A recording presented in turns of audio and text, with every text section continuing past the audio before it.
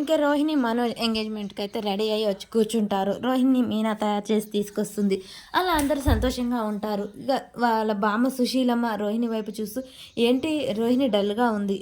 మనోజ్ కూడా చూస్తూ ఉంటాడు. ఏంటి ప్రభావతి, నీ కోడలికి ఎవరూ లేరు, ఆయనక ముందు ఒకతే వచ్చింది. ఇందాక మీనా వాళ్ళ అమ్మని అవమానించావు కదా, ఇప్పుడు నీ కోడలికి ఎంతమంది ఉన్నారేంటి? అత్తయ్య మీరు ఊకే నోరు జారకండి, వాళ్ళు డబ్బున్న వాళ్ళు, వాళ్ళకు వాళ్ళ అమ్మ చనిపోయింది అని చెప్పగానే శాంతమ్మ బాధపడుతూ ఉంటుంది. బాలు అలాగ చూస్తూ ఉంటాడు. ఇక ప్రభావతి అన్న మాటకు శాంతం అయితే గుండె పగిలినంత పని అవుతుంది. తల్లి బ్రతికుండగానే చనిపోయింది అన్న మాట విని ఇంక ఈలోపే తన తరపున ఎవరు అందుకుంటారు తాంబూలం అనగానే మీనా వాళ్ళ అమ్ముండి, మీకు అభ్యంతరం లేకుంటే నేను తల్లి స్థానంలో ఉండి అందుకుంటానంటుంది. కరెక్టేనమ్మా, కానీ జత లేని అందుకోకూడదు కదా అనగానే, సరే నేను మా ఆయన అందుకుంటాం అని చెప్తూ ఉంటుంది మీనా. మీనా మాటలు వినగానే అందరూ చాలా సంతోషపడుతూ ఉంటారు.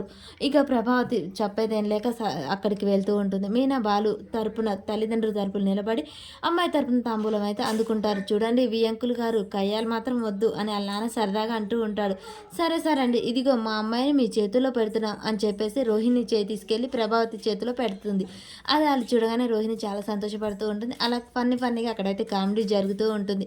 అలా అంతా అయిపోయాక, చూడండి వియంకులు గారు, మా అమ్మాయి జాగ్రత్తగా చూసుకోవాలి అని బాలు అంటారు. సరే వియ్యాల వారు అని వాళ్ళ నాన్న అంటూ ఉంటారు. అక్కడ ఉన్న వాళ్ళందరూ నవ్వుతూ ఉంటారు.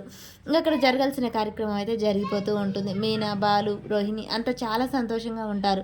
ఇక శాంతమ్మ అక్కడే కూర్చొని తన కూతురు ఎంగేజ్మెంట్ జరిగినందుకు చాలా సంతోషపడుతూ ఉంటుంది. ఈలోపే అక్కడ దండలు మార్చుకోవాలి అని చెప్తూ ఉండగానే దండలు మార్చుకుంటూ ఉంటారు. ఇక అబ్బాయి, నిద్రపోయిన అబ్బాయి లేచి అమ్మమ్మ అమ్మమ్మ అని పిలుచుకుంటూ బయటికి వస్తాడు. డైరెక్ట్ వాళ్ళ అమ్మమ్మ దగ్గరికి కాకుండా అక్కడ వాళ్ళ అత్తని చూడగానే అత్త దగ్గరికి వెళ్ళి అత్త అని పట్టుకుంటాడు. అది చూసిన శాంతమ్మ షాక్ అవుతుంది. ఇక అక్కడ ఉన్న వాళ్ళందరూ అలాగే చూస్తుంటారు. ఈ అబ్బాయి ఎవరు ప్రభావతి, నీ కోడలికి ఎవరు లేరన్నావు కదా అనగానే, అసలు ఏం జరుగుతుంది ఇక్కడ అని చెప్పేసి బాలు, మీనా షాక్ అయి చూసి అడుగుతూ ఉంటారు. రోహిణి ఏం చెప్పాలో ఏమీ అర్థం కాక అలాగే చూస్తూ ఉంటుంది. ప్రభావతి ఏంటి, ఈ అబ్బాయి ఎవరు ఏంటి అనగానే శాంతమ్మ గబగబా అక్కడికి వెళ్ళి, క్షమించాలమ్మా, మా అబ్బాయి ఎవరిని చూసినా అలా అత్త అని అనుకుంటాడు. వీడు నా మనవడమ్మా, ఈ మధ్య వాళ్ళ అమ్మ నాన్న చనిపోయారు, అందుకే అలా ప్రవర్తిస్తున్నాడు అనగానే, మీనా ఉండి నన్ను కూడా అత్త అనే పిలిచాడు అని చెప్పగానే, సరే లేదు అనుకోకుండా పిలిచాడట్టుంది, పర్వాలేదులే అనగానే, అమ్మ మీరు ఏమనుకోకండి అని చెప్పేసి ఇక శాంతమ్మ అయితే వాళ్ళ బాబు మనవన్ని తీసుకొని అక్కడి నుంచి వెళ్తూ ఉంటుంది. మీనా వాళ్ళందరూ చెప్పడంతో ఇక ప్రభావతి కూడా సైలెంట్ అయిపోతుంది.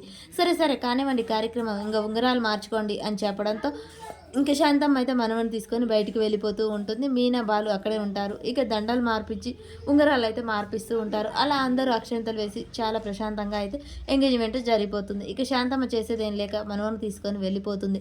బస్ స్టాండ్కి వెళ్ళాక కూతురుకు ఫోన్ చేయడంతో ప్రభావతి, ఇదేంటి రోహిణి ఫోన్ రింగ్ అవుతుంది, అమ్మ అని పడిందా, అమ్మాయి లేదండి, అమ్మ ఎవరు అని చెప్పేసి ఫోన్ ఎత్తి అలో అలా అంటుంటుంది. ఫోన్ ఎత్తడం ప్రభావతి గొంతు విని ఇక వాళ్ళమ్మ ఎవరో వెత్తారట్టుంది అని చెప్పేసి కట్ చేస్తూ ఉంటుంది. అమ్మ రోహిణి, రోహిణి నీకు అమ్మే లేదన్నావు కదా, మరి అమ్మ అని ఫోన్ వచ్చిందేంటి అని చెప్పగానే రోహిణి కంగారు పడుతూ షాక్ అయి చూస్తూ ఉంటుంది. మీ అమ్మ చచ్చిపోయిందా లేదా అని చెప్పేసి ప్రభావతి నిలదీస్తూ ఉంటుంది.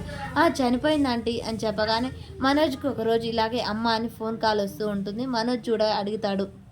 అప్పుడు రోహిణి ఇలా చెప్తూ ఉంటుంది, లేదు నాకు ఒక ఆమె కావాల్సిన ఆమె, అమ్మ నన్ను చాలా ప్రేమగా కూతురులా చూసుకుంటుంది, అందుకే ఆమె నెంబరు అమ్మ అని ఫీడ్ చేసుకున్నాను అంతే మనోజ్ అని ఆ రోజు చెప్తుంది. అది గుర్తొచ్చిన మనోజ్, అమ్మ అది రోహిణి, ఆ నెంబర్ ఎవరిదో కాదమ్మా, రోహిణి క్లయింట్ది, తను ప్రేమగా చూసుకుంటుందని అమ్మ అని ఫీడ్ చేసుకుందనమాట. వసి పిచ్చి పిల్ల, ఇక నుంచి బయట వాళ్ళ అమ్మాయి ఎలా అవుతారో నేను ఉన్నాను కదా, నేనే అంత ప్రేమ చూసుకుంటాను, సరేనా నువ్వు బాధపడకు అని చెప్పేసి ప్రభాత్ అయితే గుడ్డిగా నమ్మేసి ఇక రోహిణి మంచితనంగా చూసుకుంటూ ఉంటుంది. రోహిణి అమ్మయ్య బురిడి కొట్టించగలను అని చెప్పేసి అనుకుంటూ ఉంటుంది. వీళ్ళు బస్ స్టాండ్ దగ్గర ఎదురు చూస్తుండగానే రోహిణి ఆటోలో వచ్చి మళ్ళీ వాళ్ళ దగ్గరికి వచ్చి తిడుతూ ఉంటుంది. అమ్మ నువ్వేంటి అసలు నా జీవితం ఆగం చేయడానికి ఇక్కడికి వచ్చావా, ఫోన్ ఎందుకు చేసావు, నువ్వు ఫోన్ చేయడం వల్ల నాకు ప్రాబ్లం అయింది, ఇక నుంచి నువ్వు రావద్దు, ఫోన్ చేయొద్దు, అసలు నాకు అమ్మే లేదు, చచ్చిపోయింది అనుకుంటాను, ఇక నా ప్రాణానికి వీడొకడు, అసలు నాకు ఎవరు వద్దు, మీరు దయచేసి ఈ ఊరు ఎప్పటికీ రావద్దు అని చెప్పేసి అయితే రోహిణి తిడుతూ ఉంటుంది. ఆ మాటలు విన్న శాంతమ్మ చాలా బాధపడి, సరేనమ్మా ఇక జీవితంలో నేను కానీ వీడు కానీ నీకు దూరంగా ఉంటాం, అస్సలు నీ జీవితంలోకి రాము, పెద్ద కుటుంబంలో కోడలవుతున్నావు, చాలా జాగ్రత్తగా ఉండు అని చెప్పేసి అయితే శాంతమ్మ ఏడ్చుకుంటూ అక్కడి నుంచి వెళ్ళిపోతూ ఉంటుంది. మీనా దగ్గరికి ప్రభావతి వచ్చి, చూడే పూల పిల్ల, ఇల్లు మొత్తం శుద్ధి చేయి అని చెప్పేసి అంటూ ఉంటుంది. ఎందుకత్తయ్య, మనకు తెలిసిన వారు ఎవరైనా పోయారా అని చెప్పేసి అనగానే, తెలిసిన వారు పోవటం కాదు, అలాంటిదే జరిగింది, అలగజలం అంతా వచ్చి ఇల్లు మొత్తం మలినం చేసి వెళ్ళిపోయారు, అందుకని ఇల్లు క్లీన్ చేయి అత్తయ్య, కొంచెం మర్యాదగా మాట్లాడండి. మా అమ్మ నాన్నలు ఎందుకు అంత చులకన చేస్తున్నారు? మా వోళ్ళు ఏం తప్పు చేశారని మీరు అంత అసహ్యంగా మాట్లాడుతున్నారు? దయచేసి నా ముందు వాళ్ళ గురించి అంత అసహ్యంగా మాట్లాడకండి అని చెప్పేసి అనగానే, ఏంటి నోరు లేస్తుంది, ఇంకొకసారి నోరు లేచిందనుకో మర్యాదగా ఉండదు. నా చెయ్యి లేవాల్సి వస్తుంది అని చెప్పేసి ప్రభావతి అయితే మీనాని తిట్టి అక్కడి నుంచి వెళ్ళిపోతుంది. ఆ మాటలు బయటనే ఉన్న బాలు అయితే వింటాడు. ఆ మాటలు భాను విని లోపలికొస్తాడు. అప్పటికే ప్రభావతి లోపలికి వెళ్ళిపోతుంది. అసలు ఏమనుకుంటుంది ఆమె? ఏమనుకుంటుంది అని చెప్పేసి బకెట్ గట్టిగా తంతాడు. అది చూసిన మీనా అసలు ఏమనుకుంటుంది మా అమ్మ అంత తప్పుగా మాట్లాడుతుంది అని చెప్పేసి అనగానే, అయ్యో మీకు దండం పెడతా లోనికి పదండి అని చెప్పేసి తీసుకెళ్తుంది. ఈలోపే ప్రభావతి అక్కడికి వచ్చి ఆ కింద పైన నీళ్ళలో కాలేసి జారి కింద పడి నడుమైతే ఇరుగుతుంది. అయ్యో బాబోయ్ నా నడుము అని అంటుంది. ఈలోపే బాలు మీనా బయటకు వచ్చి చూస్తారు. మరి ప్రభావతి మంచానికి అంకితం